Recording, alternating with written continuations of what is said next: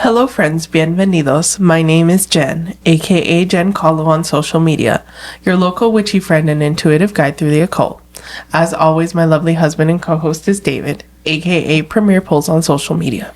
Hi everybody, on today's Spotlight episode, Jen explains Alfred Hitchcock. Welcome to the show, grab a chair, make yourself at home. Jen's got stories to share, you'll never feel alone.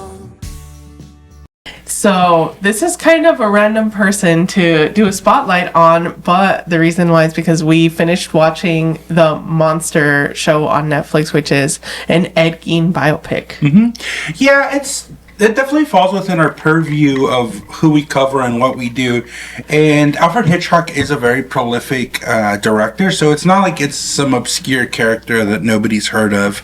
He is very famous and popular, and obviously, you know, I think his most famous movie is Psycho with Norman Bates, and that kind of catapulted him into stardom and becoming like one of the best horror directors, you know, of I think ever. I mean, there's a couple out there who have definitely made their mark. I was gonna say M. Night Shyamalan, but he's more like thriller and mystery. I think Hitchcock is for sure like horror, 100%. But he also has a thriller element, which we will talk about. But to circle back to Monster on Netflix, they showed both, like, obviously what this serial killer Ed was doing, but then also how he influenced like pop culture and sort of like the dramatization of the recording of Psycho, Leatherface, Buffalo Silence of the Lambs. Silence of the Lambs, all that stuff. Yeah, he named all the characters and not the movies. So it's Psycho,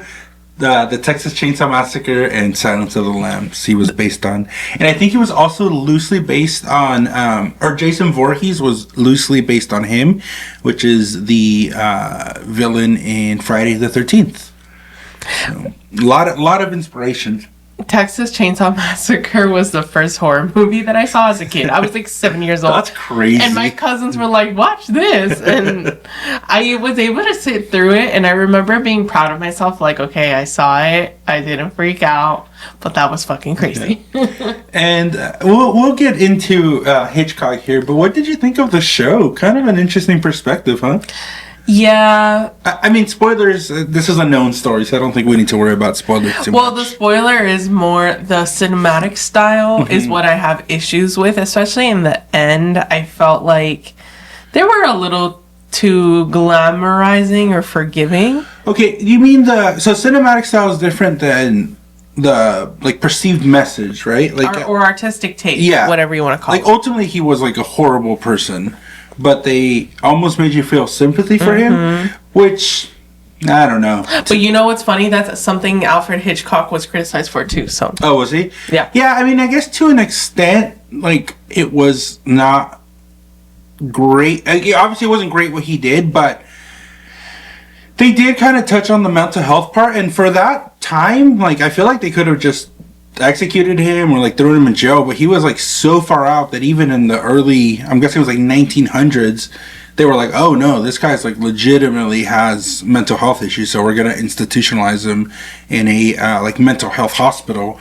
So I think in a way that was kind of progressive back then, because I feel like they had enough evidence to just be like, oh yeah, like let's lock him up in jail, in prison, throw away the key. And it wasn't Texas, but I'm sure it was a state that had the death penalty. So I was a little shocked about that the fact that they're like, he can't even like stand trial in the early 1900s. Like, that's how prolific all his murders and all the things he did were, that like he still was deemed unfit.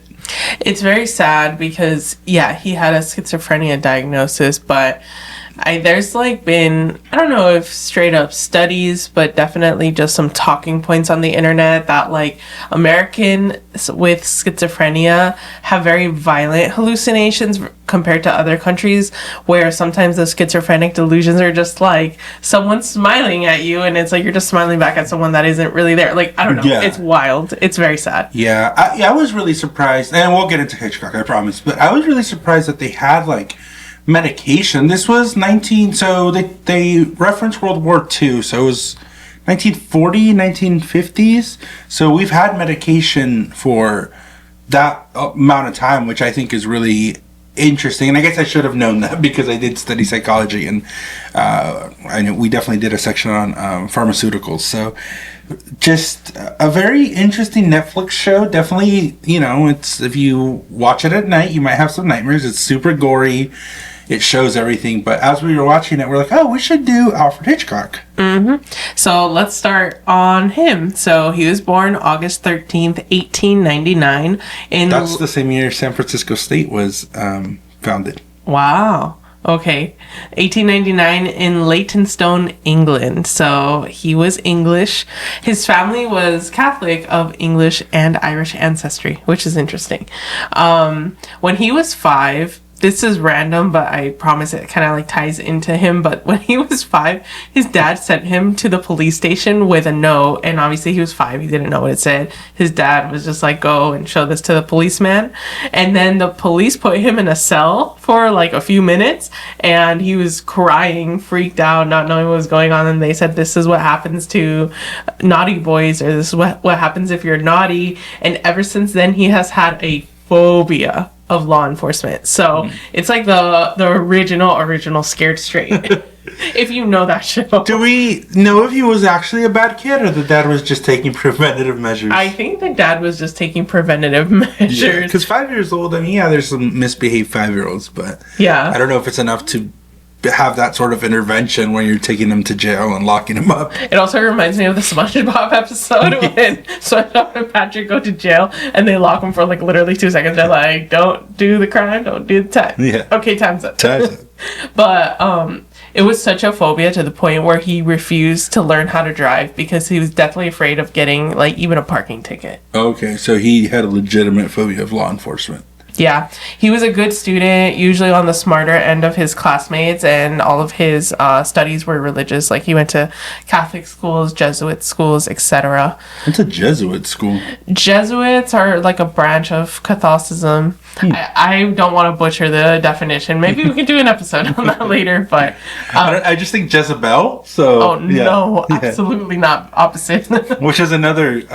kind of call out to the Ed Gein story, because his mom was obsessed with calling women Jezebels. Yes, she was. On December 2nd, 1926, so he was 27 by this point, just doing simple math, he married his wife Alma. She was born on the same day, hours after him. Same year? Same day, same year, like literally the same day. Twinning. Well, basically, yeah, but a few hours after him. So that is very fascinating. Now, was this still when he was in England, or had he become, like, he came stateside by that point? He was still in England, from my understanding. Got it. Interestingly, she converted to Catholicism because of pressures from her mother-in-law. So Alfred's family was very Catholic. Yeah. And then their daughter Patricia was born July 7th, 1928. Like, basically 2 years or like a year and a half after they got married. That's a rough time to be born. That's smack down in the middle of the Depression. But I guess still in England. Yeah. I don't remember my world history. Depression hit the U.S., but was it a global phenomenon? Like, did it affect Europe and England? That is a good question. I am not sure. Because we still at that time had not got into World War II, so we're still probably recovering from World War I. But the Depression hit in 29, so, but yeah. Oh, yeah, it was a severe global economic downturn. Okay, so it was global. Okay. Yeah, so it was. Okay, good to know. Yeah, so his daughter... I've noticed a lot of our spotlights take place in that time, from like 1900s to mid-1900s. Something was up for sure. They're interesting people for sure. But his wife was also like a screenwriter. So Alfred started as a technical clerk and a copywriter, but then he was like, I want to do something creative, and he went into screenwriting.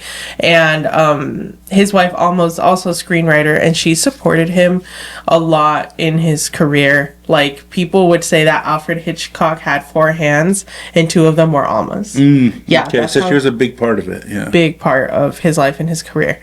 So he directed 50 plus films. That's a lot. Yeah, he was called the master of suspense. So yeah, definitely like horror thriller vibes. And he did a lot of cameos out of his like 50 plus film, he had 40 cameos. Kind of like Stan Lee. Do you Yes. know the Stan Lee thing? Yes, yes. Yeah, I thought the same thing, but I also thought that is so Leo coded because he is gosh. a Leo. When was he born again?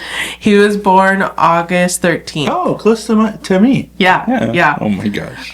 He, just to go through some stats, some more stats, he was nominated for 46 Academy Awards. Wow. He won 46 and he did 50 films? Yeah. So over 90%. I think you could be nominated for like multiple categories in one film. Oh, that's true. Yeah. Never mind. But still, really good. Yeah, he won 6 of them. And then he was nominated 5 times for Best Director, but never won. Oh, that's unfortunate. Yeah. Yeah. His first film was in 1925 called The Pleasure Garden. It was a silent film about a love triangle, which, you know, love or money, you know, sex sells. That's Love and War. Love and War, yeah. But then that was like his first like debut. It did all right. But his first successful film in 1927 was The Lodger, The Story of the London Fog, which was a silent thriller film about a serial killer mystery. And very interesting. I read like the synopsis of it.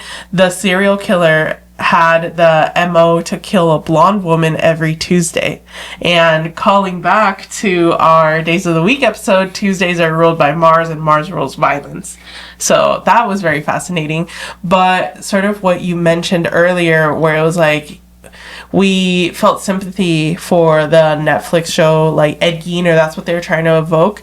In this film, The Lodger, we didn't know who the serial killer was, but evidence heavily pointed to like the main character, and people were sort of like feeling sorry for the main character. I'll just spoil it because it's a movie from 1927. You could watch it, but basically the whole town is like, oh, that's a serial killer, and they start beating this guy, and then the paper boy goes around saying serial killer, you know, arrested, and they basically like beat this guy for no reason because their hunch was wrong. So yeah, Alfred Hitchcock was very interesting and prolific for sort of pushing some of the boundaries, and one of those was making you feel sympathy for someone that may or may not be guilty, someone that may or may not be evil, having like that gray nuanced. Before his films, it was very like black and white. Yeah, the protagonist or the hero, and good guy, bad guy, heroes. And again, this was still in England? Yes. Yeah. But I mean, as he got more famous, he did eventually come to the United States. I don't know when he came to the United States, but I don't know if it's necessarily like the credit goes to Hitchcock. I'm sure it does. I don't know a lot about film. What I do know is that I don't know if he was the first either. So, but he did use the score to really add suspense to his movies. So in that like super famous scene in Psycho, where the shower scene where Norman Bates murders the girl. That's like the suspense buildup. It's like the violins, and then the murder happens, and he used music or a score to really make things super suspenseful. And then obviously Steven Spielberg did that in Jaws with that like famous like the Jaws. Yes, that one. Yeah, but I don't know if Alfred Hitchcock was a pioneer. I'm assuming. I mean, I'm going to make an educated guess that he was, just because I mean we're talking early 1900s, and there probably wasn't a lot of people doing what he was doing. And you just mentioned he really capitalized on having that gray neutrality within his characters, and there wasn't like no pun intended, but there was like a black or white. It was like a gray character. So I'm guessing he was probably one of the first to incorporate the suspense with the music. Yeah, and I was actually talking to Zia yesterday, and I told her we were going to film this episode, and that's one thing that she mentioned. She was like, he was very known for his scores, or like his use of music, which was very, very cool. Yeah. Is she a big Hitchcock fan? Not like huge, but she knows a lot about it because she's a creative person. But as you mentioned, his biggest hit was Psycho. Yeah. That's like the probably like the best film that he's known for. It really changed the game with psychological horror because of a lot of elements, including, like you said, the music, and like it was probably one of the more violent films at that time. It really shocked people. Fun piece of trivia that Zia told me, she was like, oh, I think that this was the first film to show like a toilet, and that's a myth. And it's technically correct, but there is some nuance. It is the first film to focus on a toilet flushing in order to make it essential for the plot. Oh, okay. Not just like a coincidence, like a thing they did. It was like essential to the plot. I'm also assuming this was the first film where they had somebody showing in drag, right? Because it was a man who dressed as a woman. And not like a man portraying like a woman as a character. So there was probably a lot to do with that too. That must have been a shock, because I don't think there was anything like that before Psycho, right? Yeah. So he definitely went against something called the Hays Code, which is the motion picture production code, which was a lot of like do's and do nots. So Psycho, I don't think I mentioned the year. It came out in 1960. People have this like romanticized vision of like the 40s and the 50s. They were like, everyone was so proper and so clean. No, they were just as deviant as now, if not more. But the reason why is because the media and movies heavily censored. So let me go through like the list of violations. Like James Dean was really big, I think, right in the like 50s and 60s, and he was like all American, good old boy. So let's start with the violations. So yes, like you said, like not being heteronormative, having kind of like a drag scene. The opening scene of the movie has two characters basically post-coitus or post-sex. Like sex was not allowed on film, any reference to sex, even though that's when we had the baby boomers. So everybody was fucking. yes And then also Marion was only wearing a bra, and states of undress were not allowed. It was an era where even like they would show married characters, like if people were married in a plot line, they would have separate beds to avoid even the slightest implication of sexual intimacy. Wow. So people thought like, oh, in the 40s and 50s, like people didn't sleep together. They did, just like in media, they didn't want to rock the boat or be scandalous, so they would show married couples that had their own beds. Wow. That's how like puritanical it was. No, that's intense. Yeah. So Hitchcock, started off with bang, showing a little bra, showing post-coitus. And also they were unwed. That was like another thing. Unwed in the same bed after having sex. So there you have the sexual component, and then you have obviously like the horror themes, the drag theme. It also had like incestuous undertones. Would that be under the sexual component? Yeah, okay. Excess nudity, and then the toilet scene. The toilet scene would have been like, if it was a tame movie and they looked at the toilet, it would have still shocked people. But compared to what he did, it was like not even a big deal. We've come such a long way. That's like a that's like a episode of South Park. Yeah. Not even a crazy one. Yeah. Something interesting. So obviously that's how he broke barriers, like in terms of, cinematography and film. But he also started a new trend with movies. He had very strict start and end times. Before then, movies would just play on repeat, and people could come in and out, and basically like they would pick a point from when they started and watch the movie, and it would loop, and then when they got to the point where they first started, then the movie was over for them. And they would leave. Yeah. People would it was basically like a party with a movie in the background is basically what it was. But he was like, no, you need to be here on time. You need to watch it from start to finish, and y'all need to be quiet. Yeah. And he even had like commercials and loudspeakers outside of the movie. Like it was blasted everywhere. If you are late, we will not let you in. Yeah. That's how strict it was. It's so weird to think that obviously that's standard now, but that's not how it was, right? Yeah. But now obviously we have movies with specific like start and end times. Yeah, people kind of like maybe chuckle, say a thing here or there, but for the most part you're supposed to be quiet, you're supposed to pay attention.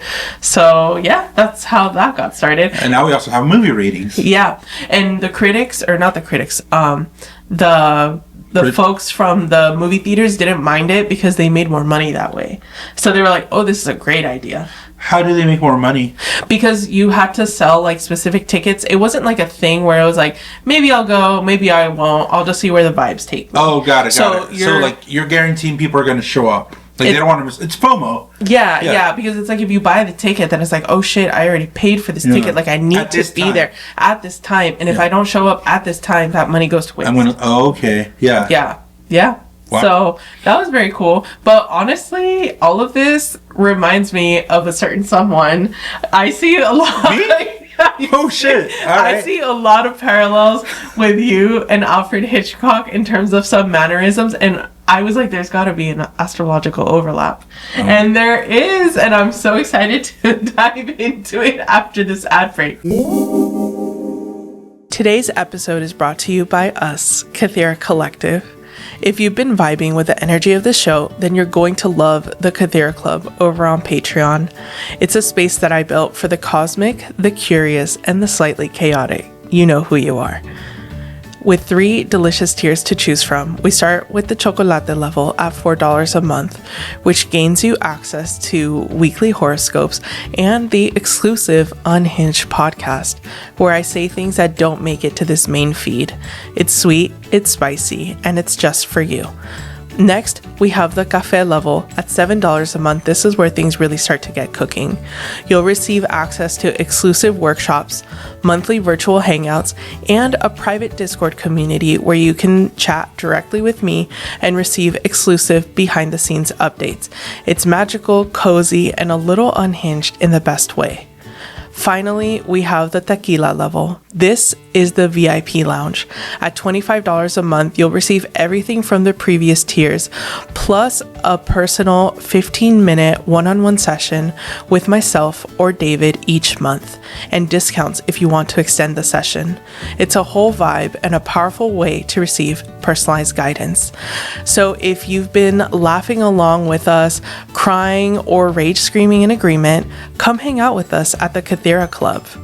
Head over to patreon.com/JenColo and choose your tier.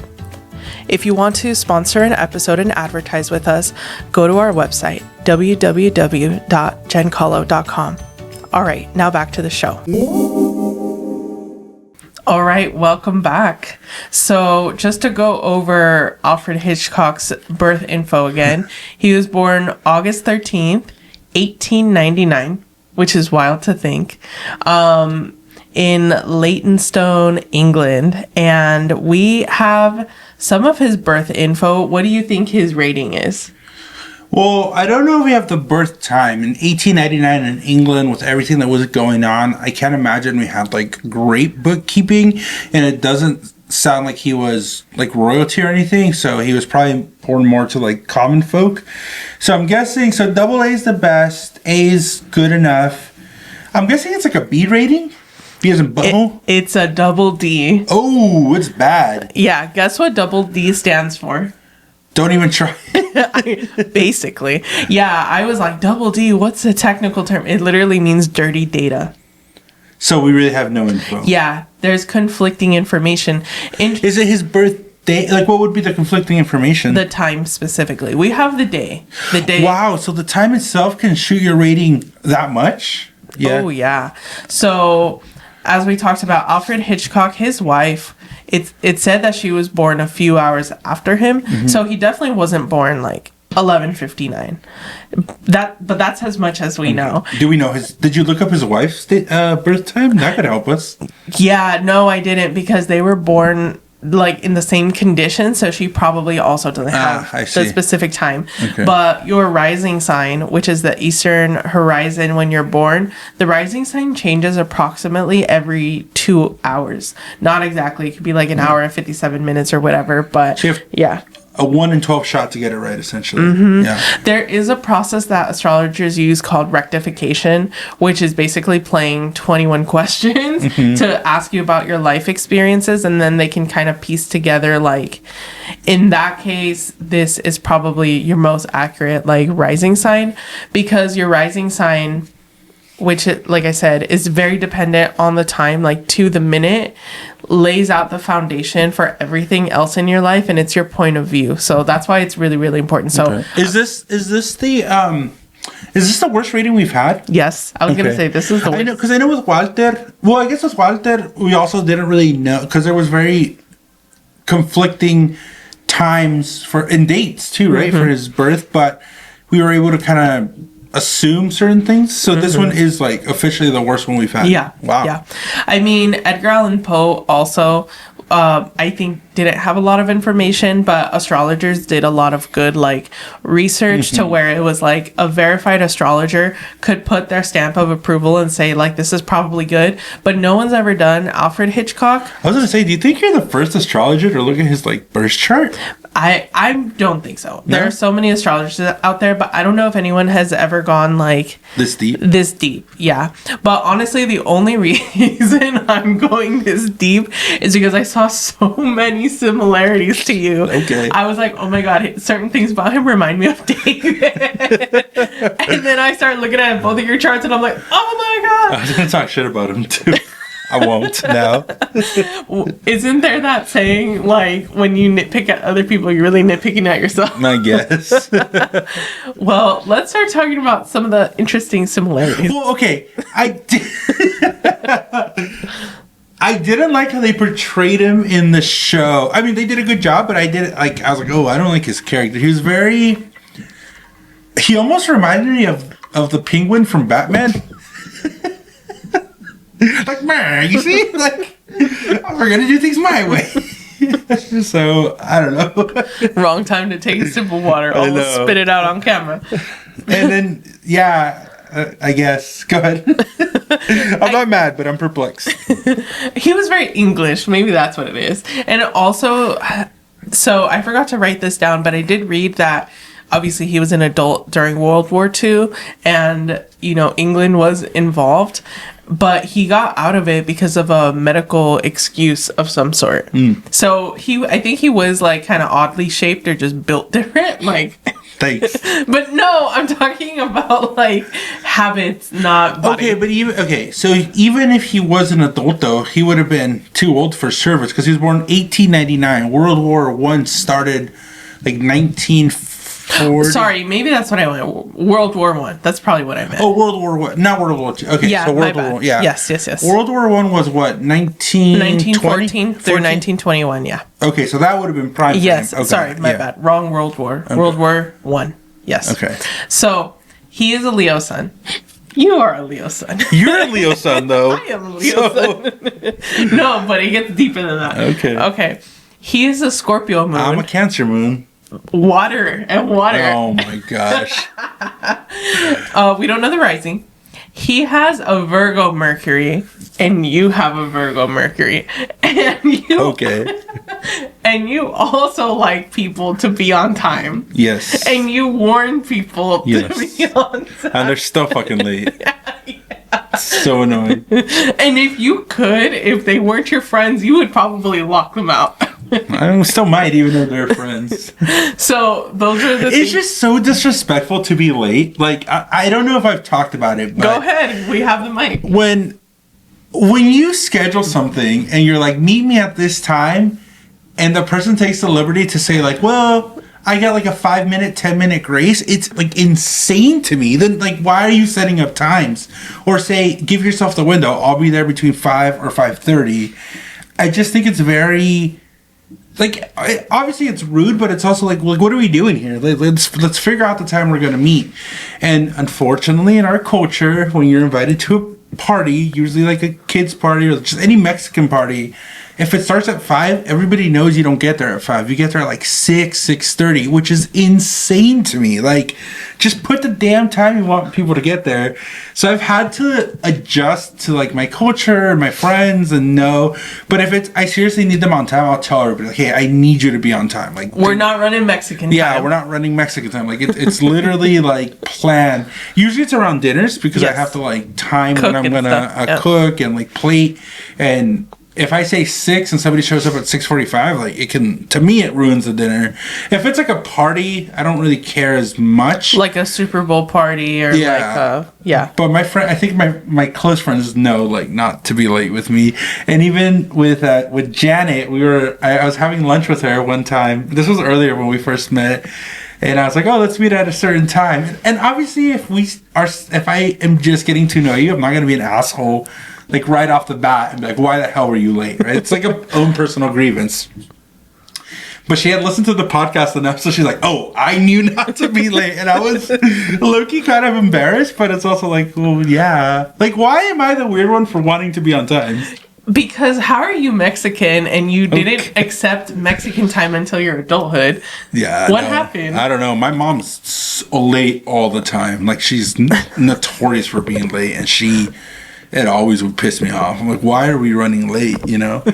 How are you before I met you? Were you like on? No, you were kind of late too. Yeah, I don't get that shit. Like, that's frustrating. Well, if it's something serious, like... everything should be serious. Not serious, but like, why say it starts there and then not be there? Okay, honestly, if it was around a bunch of Mexicans in a non-professional setting, I'm running Mexican time. But, well, I am now too, because like, if we get there at time, we have to help set up, and that's not fair either. Like, I'm getting punished for being on time. Yeah, if it was like school, internships, honestly, parties with white people, like, I would show up on time. But I know my people, so yeah. But yeah, Alfred Hitchcock also knew his people. He also knew how people were, and he was like, I'm not your standard director. This is not your standard movie. You need to show up on time. This man took out ads. This man had loudspeakers outside of the cinema with like a rotating message. Yeah, he gets it. So you see why I'm like, it's uncanny. Okay. It shouldn't be out of the norm to expect people to be on time. That should not be the outlier, but go ahead. Go off, Queen. He also has a Leo sun and a Leo Venus, so he has a healthy dose of self-confidence, which added to his cameos. I was like, that's why he was like, I need to be in there. I need to see myself. To see myself. So I love that for him. You also have a Leo Venus, by the way. I don't know what that means, but okay. He has a Libra Mars. You do not. But with a Libra Mars, Mars is a planet of action. It's one of the things that it rules. And that really fueled his creative side. Like, I need to have a creative endeavor and a creative output. So that was very interesting to see. One of the biggest things that I saw was he had his Saturn in Sagittarius. Saturn is a planet of like business, boundary, structure, time, in a different way than Mercury, opposing Pluto in Gemini. And Pluto is a planet, I guess it's not a planet anymore, but in astrology it is the planet or celestial body that rules like transformation, upheaval, basically starting from the ground up, really a tower moment in Gemini. And they were opposed, so they're about 180 degrees apart, which shows a lot of external tension. This is where, if you have an opposition anywhere in your chart, this is where you see issues with other people. He fought? Oh, well, I'm only assuming this based on the Netflix show, but it sounds like he did fight a lot with his production companies, right? Because he was trying to do all these grandiose, new groundbreaking things. He was like a trailblazer. Yep. And they were like, no, just stick to the script and do what's safe. And he took a risk and it paid off. But he was very much going against what was established at the time for cinematography. Again, there's a lot of iconic scenes in that movie, Psycho. The shower scene with the murderer, I think they used like crazy amounts of, was it corn syrup? It was like something that looked like blood, or chocolate sauce or something. Obviously it was filmed in black and white, so they could get away with a little more using different props for special effects. But it was a very interesting just shot in the dark that it sounds like he stood on it and it really, really went off, right? Yeah, so he had a lot of conflict in his life. So Pluto is very much about basically like societal power, and Saturn is about like personal power, and they're at odds. And he's like, no, I have a vision, I know how I want to execute this, you know, I know how I want to execute my work. And Sagittarius is not afraid to be a maverick, to try something new, and also is like, it makes sense to me, so we're just gonna do it, like, trust me, bro. Sagittarius is the ultimate like trust me, bro energy. And then Pluto in Gemini is like, well, there's that power grab and that power struggle between the two, but it's like, what are people gonna think? Like, how is this gonna come across? Like, I can't just trust you. Like, I need to know how this is gonna land. But luckily, it landed all right, and it was a really great movie. I think, changing for inflation, it made like almost $1 billion, like something crazy. Yeah. You never touched on it, and I'm curious if you have any information. Do you know what made him come to the US? Like, what was that about? Probably Hollywood. Yeah. That's probably, like, you know, he was a director, he was in the industry, and like Hollywood was the place to be. And honestly, like, Hollywood is still in California, but the new Hollywood is Burbank at this point. Yeah, it's all LA though. I mean, you know the difference between Burbank and Hollywood because you're from LA, but if you talk to somebody from Tennessee, they're like, I just want to make it to like Hollywood or LA, which is all one. Yeah. Isn't Burbank where they film all the porn too? No, that's the Valley. I think that's the Valley. Hey, film is film. But well, no. You're like, no. It's very different. But I have friends that work in the film industry. That too. No, I'm kidding. Actually, I don't know. Who knows? You don't judge. With OnlyFans, maybe they're making small production movies. I don't know. But I have a friend that works for Warner Brothers. And yeah, she works in Burbank. Okay. Yeah. Anyway. Yeah. And also, what? That just... This episode is so off the rails, and I love it. But also Saturn opposing Pluto could also show why he had like that phobia or that trauma with like law enforcement at the same time. It's also what his dad did to him. Yeah. So also, it's London police. How scary can they be? I don't even think they carry guns. So yeah, but getting your autonomy stripped from you, I get it. No. But anyway, that I didn't expect to enjoy this episode this much, but I think it was like the timing thing that like really. Yeah, and I will say, we didn't do it justice because we actually have not watched Psycho. I think we should actually go back and watch it, and I would be very interested to watch the movie after knowing all this about him. But even, you know, he was so big that even without watching it, you know all the like iconic scenes, and you know everything the shower scene that happened. And you know what was really interesting too, and I don't know how true this is because this is all based on the documentary, but do you remember that scene in the documentary where he chose that actor to play Norman Bates, and that actor was gay? And I guess, like, per the documentary, there was like there was like big movie stars that would have like done the role correctly, but Hitchcock chose him because he knew he was gay, so he's like, oh, he'll play it like it's supposed to be played. Do you remember that? Yeah. And that actor also, I think, was like, there's a whole story with the person who played Norman Bates as well that is it looked really interesting, but I don't know too much about it. I also want to call out, and I don't know too much about this movie, but he was also famous for a movie I think called The Birds, which is another like scary movie. There's The Crow, but that one's like later. That's what I was thinking. I was like, The Crow? No, you're right. The Birds. Yeah. And I want to say the plot, I mean, you have it up, but if I'm not mistaken, is like the plot is just a bunch of birds and flocks that go and I don't even think kill people, but annoy people. Like Lotus. Like a plague. Yeah. Interesting. The plot in 1963, a San Francisco pet store at a San Francisco pet store, a socialite meets a lawyer who wants to buy lovebirds for his sister. Oh, interesting. Very cool. And in that one, again, another movie I haven't seen, but I wonder if they used real birds or if it was all special effects. I'm guessing he was also a big pioneer in special effects just because, again, the shower scene, the music, the makeup, like I think he was a true cinematographer where he took everything into consideration, right? I have a friend. You have a lot of friends. Is what I I'm do. learning. Yes, I have a friend who has a bird phobia because of this film. Because she saw. Oh, really? She saw it when she was really little. Yeah. You're gonna have to tell me who afterwards. Yes. Because I want to know. Yeah. No, the Crow's different. I also don't know who was inspired by him. As a director, but there have been a lot of like prolific, directors who focus on scary movies. So, but yeah, his movies are like tame compared to what we have now. Like fucking terrifying. Yeah, or the Human Centipede. Yeah. It's to the point where I'm like, how are these films like legal? Like sometimes I think that, and I'm like, I'm sure that's what they thought about his movie back then. Yeah, but they're not. I mean, they're not killing people.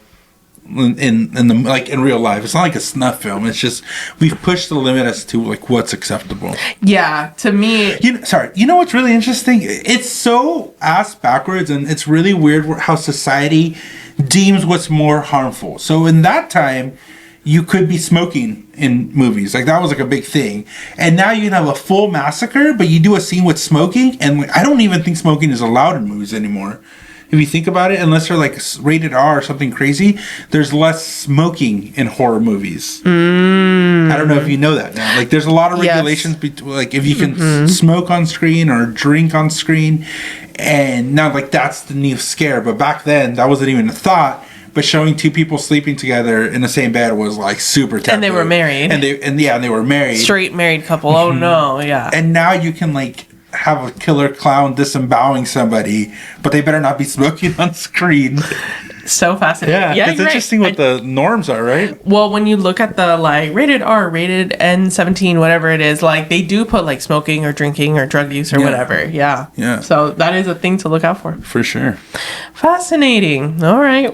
What did you think of Alfred Hitchcock? I liked him. Yeah, I like not just because of the parallels, but I think as an artist and cinematographer, it sounds like he did a lot. He was a pioneer, and he really cared for his craft, and it's not always easy, especially with the pressures of Hollywood. I'm sure you get to a point where you're like, is it worth the conflict, right? Is my passion project, is what I'm doing, is it worth not selling out, but like not being authentic to myself? And it's a true question. I think if somebody came to us and offered us, a certain amount of money, but we'd had to change the narrative of what we do, I can't say in good faith that I'd be like, no, I'm sticking to my principles. Like, if the check is big enough, I will tarnish my principles. And I don't think Hitchcock did that. So there you go. Oh, and then to round out, he died in April of 1980, which it's wild to think like, he was born 1899. And then he died in 1980. It's like, whoa. He lived a decent life. He was 80 years old. And he died of kidney failure in LA, sadly. Lived through 2 world wars, 2 different centuries. Yeah. From silent black and white to like the color. To the types of films that we have now. Yeah. No, absolutely. Yeah. Well, it's a great episode. I don't even know who our next spotlight is. This was kind of the last on the lineup. No, I do know. We're not going to say it, but I do know. Never mind. Yes. But we do have some announcements. So why don't you go ahead and hit us with our announcements? Yeah, so we have comments from our 100th episode, which was so cool. So exciting. Awesome. Yeah. So Cindy was our first comment on Spotify because she's on Germany time. She has the advantage. She's awake when it's published. She says, congratulations on 100 episodes. That's amazing. And thank you for being on Mystic Maintenance. Like, I almost forgot. I was like, oh, that's right. You were on there too. Like, we've interviewed so many people. Like, it's been so cool. I am back cataloging our YouTube. So it's getting up there as far as like being up to date. So if you have been a Mystic Maintenance on our show, if you've been a guest on our show, your episode may be on YouTube. So if you're scrolling one day and see like your beautiful face on YouTube thumbnails, know that I'm catching up on those. Yes. And then Yanira Ledesma on Instagram, who was the person that published our article in the Merced County Times. Thank you. We love you. She said, "Yay, congrats. I enjoy listening to your podcast so much."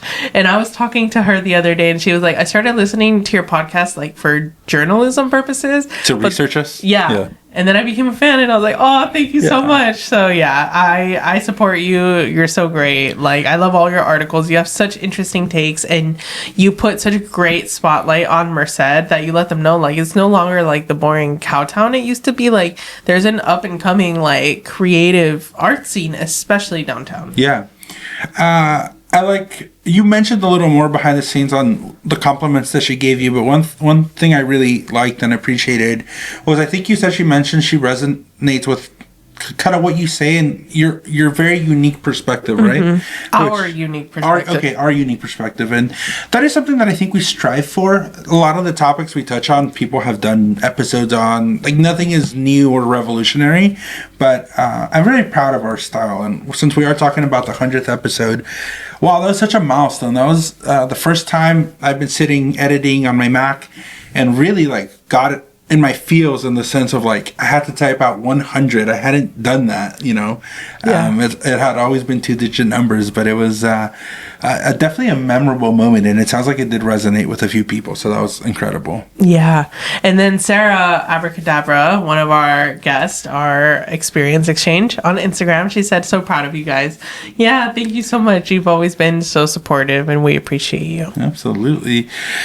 We do have holidays around the corner, so if you don't know what to get somebody, get my beautiful wife and co-host, Genesis, to do, or Jen, I used your full government name, Jen, to do a reading or an astrology forecast or anything that you want to know for yourself or somebody you want to get a gift for. Yeah, we do virtual gift cards. So check us out. Get in touch with us. Instagram, TikTok, YouTube, Blue Sky at Jen Kahlo and jenkahlo.com, where you can buy said gift cards.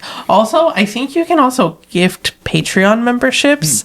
So you can get a gift card for a service, or if you want someone to have access to the Patreon so they can get access to weekly horoscopes written by yours truly, workshops, access to the Discord, or even a service at a discounted rate.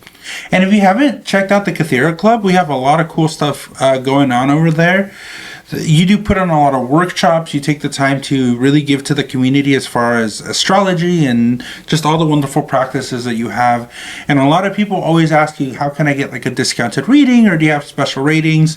Honestly, the Kythera Club is the best way to do that, because we do offer at the tequila member level, which is $25 a month, a free 15-minute reading a month for anybody who is at that level. And that's usually with you, Genesis, and I'm available too for like podcast consultations.